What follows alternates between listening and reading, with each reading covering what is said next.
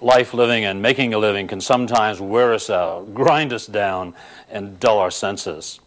So for a keen mind and a sharp contributive edge that can make it all easier and better and more productive, let's take some time to sharpen our axe. Stay with us right now for Life Talk.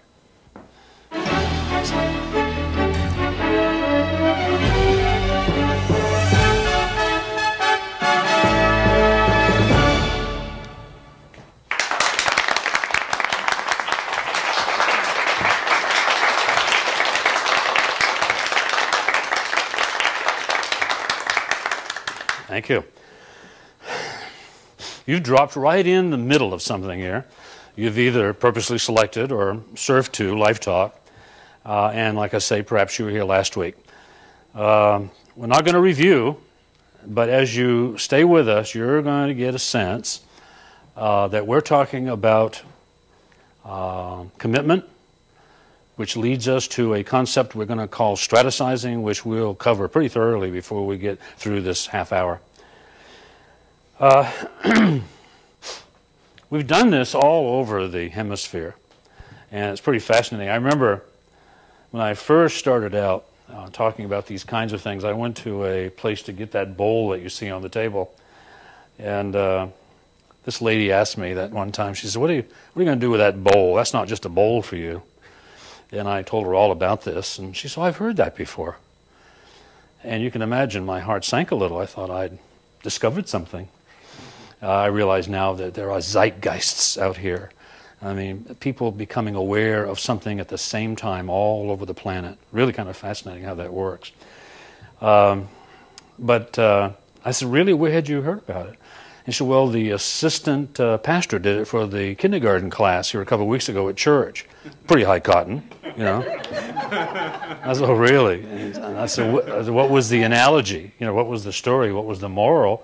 And she told me, and I bought the bowl. A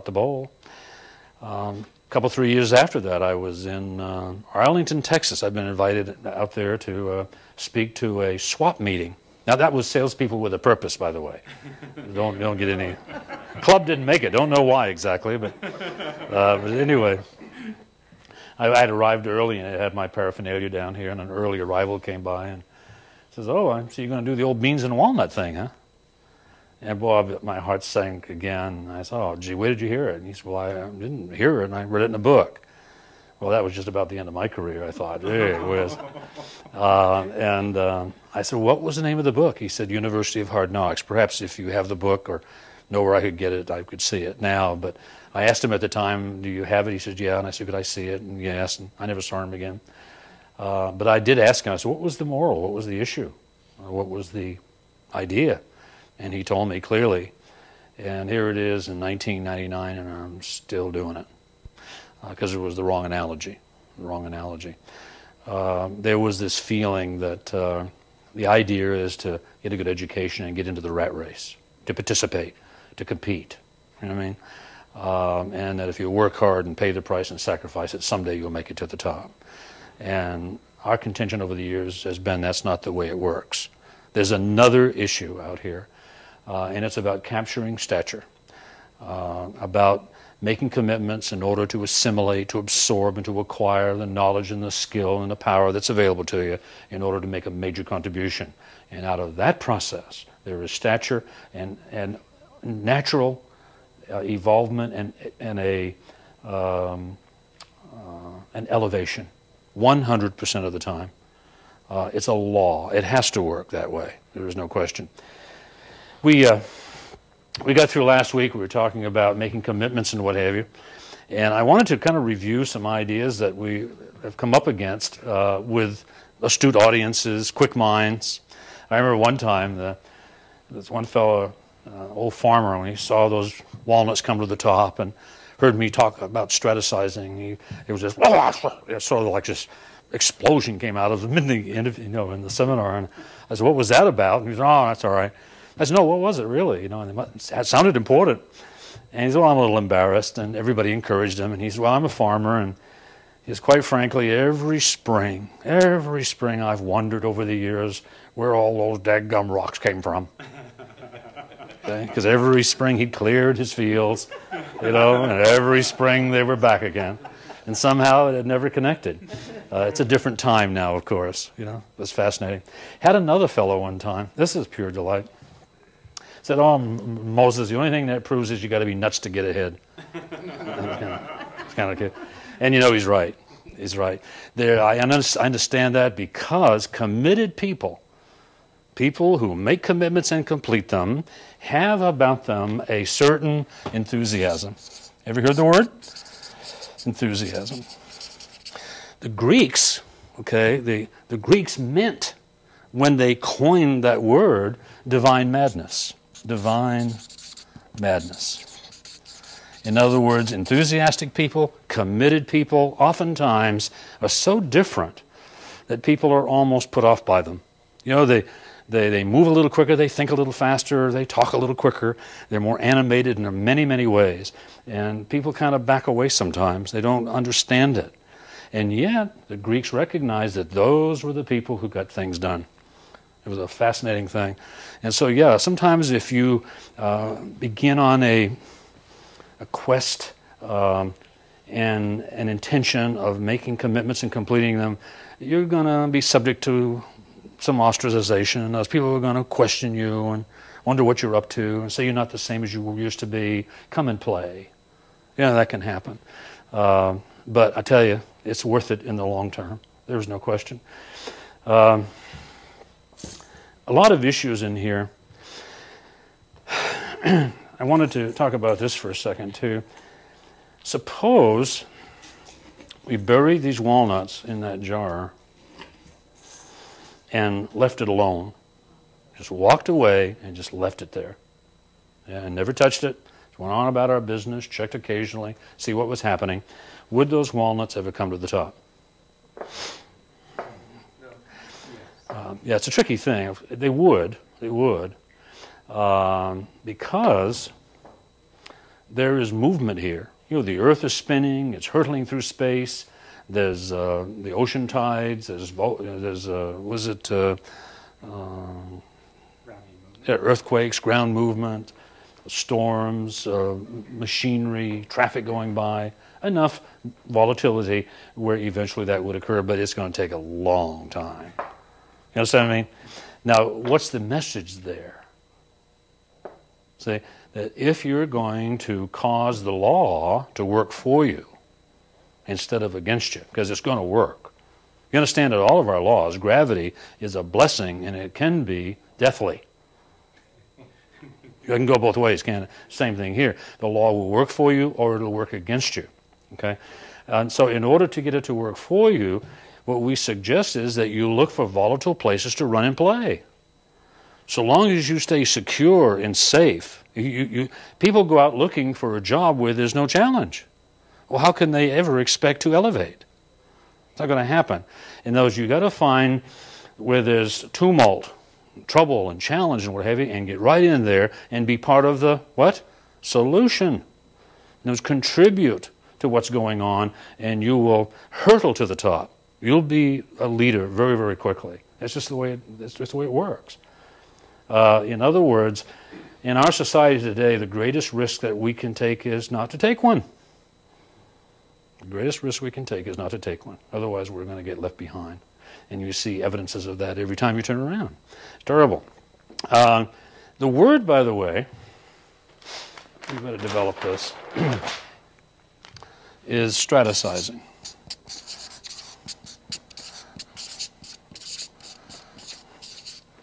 Now, I put quotes around it because it's my own word. It's a portmanteau.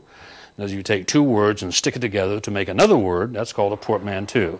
That's a French term. And I took strata and sizing, or stratification and sizing, and put it together to make this word. A word similar to it that people occasionally will say, oh, I've heard that before, is strategizing. And this is not what we're saying. This is stratisizing.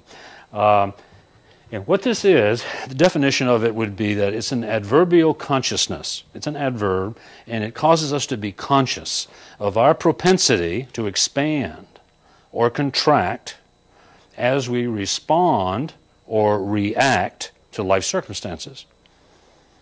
Let me repeat that again. In other words, stratisizing is an adverbial consciousness that reveals our propensity as human beings to expand or contract as we respond or react to life circumstances. Now, as part of our series, we have a thing called the life formula. And when I say respond, where am I? I'm in a love mode, contributing, responding. You know what I mean? In other words, it's a different place than when I'm reacting, in survival, getting by, fearful. Okay? And so when you're responding, you tend to capture stature. When you react, you tend to... For example, probably the best way to do is to do an illustration. I'll do this here. Had a clown friend once. You know how make these animals? He bragged on the fact that he could make 240 animals. They all look like dachshunds.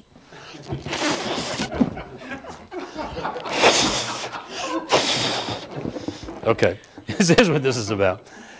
Surely you must understand that in your life, your family, your job, your church, your community, you're perceived a certain way. You have, right now, a certain stature as far as everyone's concerned. Oh, they don't think about it and talk about it openly. But I have an interesting thing I've done over the years. I will go into a company, and particularly in a sales company, it's kind of interesting, where they might have 20 salespeople. And so we'll make an alphabetical listing of all the names present, and we'll make a listing of all the qualities and characteristics of a great salesperson. Your enthusiasm and punctuality and grooming and being articulate and knowing the script and what have you.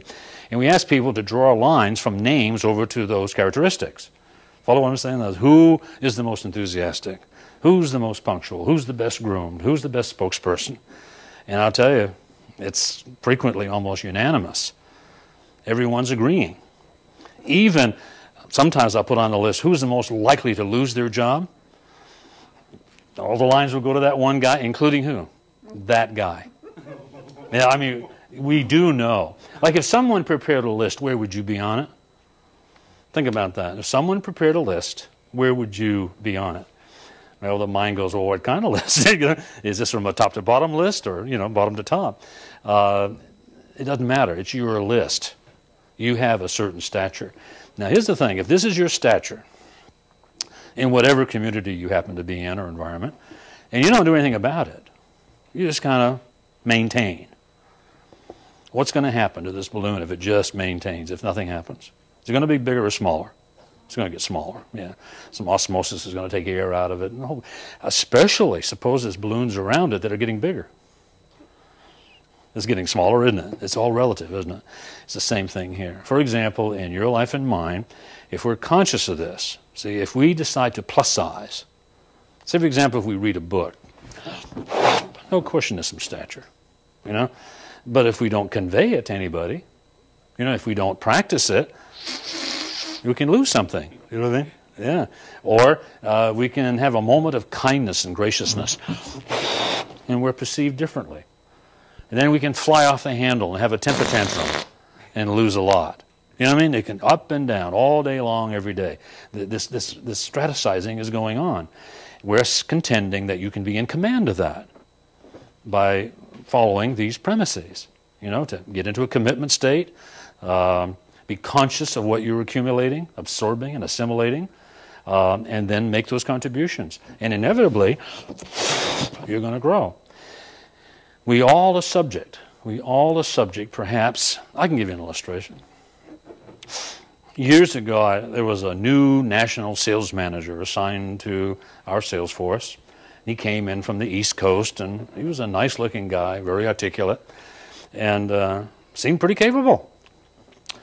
And this was in Houston, Texas, and we went to lunch that day, and he determined this was not going to be a business lunch, that we were each on our own, and that was fine. And we didn't talk business. We talked about girls and sports and whatever guys do when they get together. And after dinner, we went to the cashier to pay our bill, and we lined up, and each paid his own, and he was at the line. That seemed okay. And he paid his. And he turned and took a step or two away, and then turned, and you knew he had done this before. There's an air about this thing. And he went back to the cashier and said, I tell you, would you add those up and give me a receipt? We'll let Uncle Sam participate in this. You know, he cheated right in front of us. Now, we can kid about that, but when someone does it right in front of us, he lost a lot that day. And he wasn't national sales manager very long, so probably there were some other things too.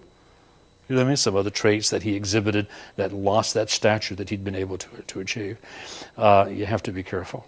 You have to be careful. Stratisizing. It's kind of fascinating. I remember, to get political for a moment and stay bipartisan, I can remember the day I was watching What's My Line? This was a long time ago. And this young fellow came in and signed in as a mystery guest and sat down, and these experts couldn't determine who he was. You know, they had 20 questions to find out who it was, and they missed him. I mean, weren't even close. Turned out it was Jimmy Carter, first-term governor of the state of Georgia. Didn't even recognize him. 3 years later, he was president of the United States and leader of the free world. Can't judge his presidency without judging ourselves. We can't judge any president without judging ourselves. You know what I mean? But the fact of the matter is, he made a commitment, he accumulated and absorbed information, and offered himself in commitment to make a change. People crowded around and elevated him to where they wanted him to be. That was stratification. I remember the very moment that Ronald Reagan won the nomination for the Republican Party. Nashua, New Hampshire, scheduled debate, he and George Bush. And the cameras were set up, and the crowd was coming into the theater. And there was a newspaper in Nashua, New Hampshire that was sponsoring all of this. And the NEC, National Election Committee, authorities came in and said, you can't do this. The way this has been set up, it's illegal. It's got to be stopped. And Ronald Reagan said, well, in that case, I'll pay for the entire event. As we have the money, I'll pay for the event. But if I'm going to pay for the event, I want all of the candidates to participate in the debate. You know what I mean? He made a posture. And George Bush, I remember clearly, I mean, this is not to criticize, but there was a moment when he hesitated. You know what I mean? He didn't know what position to take about it. And then the next moment, Reagan says, turn on the microphones, they're paid for. You know what I mean? He really took some authority, and they turned on the mics, and all these other fellows came in, and they had a great debate. I knew right then he was going to get it. You know, you could see it. And then after he won the nomination, I don't know if this has ever happened before. I heard that it hasn't. But he paid all of his competitors' campaign debts so that they could be free to assist him in winning the presidency. And so that's two different parties. I'm trying to be bipartisan about this. But you can see it. You can see it happening. Now, whether you do it on purpose or whether you just kind of do it naturally doesn't matter, because this is the law. It's going to work 100% of the time. I wanted to, if there's anything else down here, I think I've just about covered the material. I did want to go back over this, the fact that some of you here in the audience might like to take these home and think about this every time you do a dish. Anybody? You want? Oh, you. They.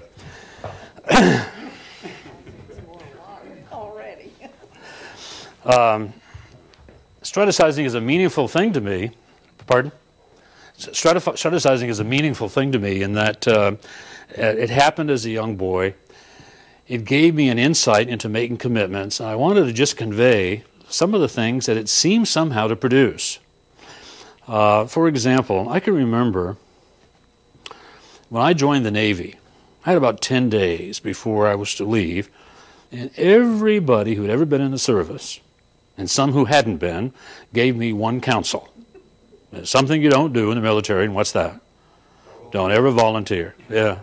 And somehow that just didn't make any sense to me. You know what I mean? Just, why would I join and not volunteer if something needed to be done? You know what I mean? And so I went in and didn't wait for them to ask. You know what I mean? I looked for stuff that needed to be done, and I moved to it and initiated that, right?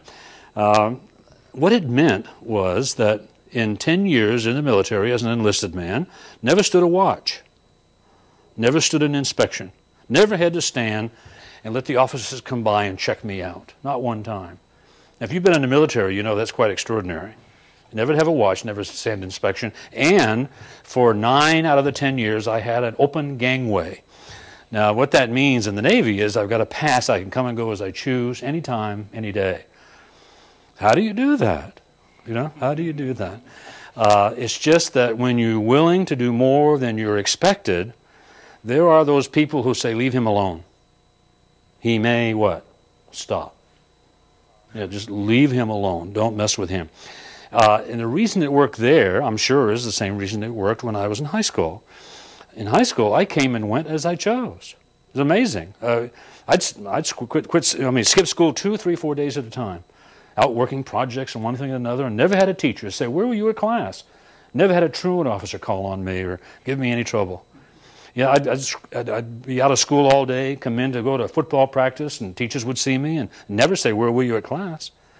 And the other kids would say, how do you get away with that? I don't know. And I really hadn't defined it, but what it was, I was doing stuff, okay, for the benefit of the school, always involved in some kind of project, you know, and the teachers had just about decided, either, you know, verbally or unconsciously, to leave me alone. They just never messed with me. It's, again, somewhat like a charmed life. And it worked in every single environment I've ever been in. Every single environment. Fuller Brush Company. It was a 47-year-old company. Went in there in no time at all. Had moved up and had created new positions and what have you. This young fellow, I talked about this Jody Talal I mentioned earlier. A dynamic young fellow who we took out of his car, off the street, the fact that he had quit school and left home and was in trouble, somewhat of a punk. And we took him and we kind of embraced him, we adopted him, and he surrendered to that. I remember the day he actually said, use me. Tell me what to do and I will do it. He says, because I'm confident that you're not going to abuse me. And he agreed to this as he made commitments and he made major contributions. And it's just awesome. We took him off the street at 16. By the time he was 17, he had gone to the courts and had his minority removed so he could do contracts. And that year signed a contract for his father, co-signed, for his father to buy a car. That's pretty handy. And it was because of this process. It was because of the process. You know how we make lists when we're young people? You know, we start out in business. He had a list that included things like a luxury car, and a sports car, and a dirt bike, and a road bike, and a freshwater yacht that would sleep 6, a trip around the world. I mean, a pretty handsome list for a 16, 17-year-old kid. Had them all by the time he was 21. Had accomplished all of them. In fact, he'd sold a few things for profit. His trip around the world came free. Free. Didn't cost him a penny. Isn't that pretty impressive? Because there are people who see this. You know what I mean? Remember the Horatio Alger I mentioned a while ago? Understanding who Horatio Alger was, the writer of the Great American Success Story, that would, in a circumstance, spot someone who deserved a break and would give it to them, and they became incredibly wealthy. And that was Jody. And there's others. Perhaps you're one. We can say this. If you want to hear more of this, join us in live concert. Give us a call. In fact, I'm going to give you a phone number, 916-366-8749. It's probably tagged onto the end of the show. Call us, and we'd be happy to visit with you, answer any questions that you might have, and then send you a ticket or two, probably 2, so you can bring someone. Because it's nice to share these kinds of experiences with someone so you can communicate about it afterwards. Does that make sense? But we'll send you a free ticket. You can come and join us. And if you have half as much fun as we do, you'll have a ball, you know. And there are so many other essays like this, like Formula and Command Commission and Bottlenecks of Bereavement and stuff on selling and stuff on life and living and making a living and, and loving. We've talked a lot about that. But right now, I want you to get, where are those walnuts? To think about what commitment can I make in order to capture stature so that this law will work for me, because it's always going to work. In other words, having made the commitment, I'm going to absorb and assimilate and acquire and accumulate knowledge, skill, and power. And because of that, people know they'll benefit by supporting me. It's just the way it works. And sooner or later, they will elevate me to a position probably far beyond anything that I had hoped for or anticipated. I've seen that happen a lot. Don't turn your back on opportunities. Every day I see people saying, oh, I don't want the promotion. I don't want to be considered for that.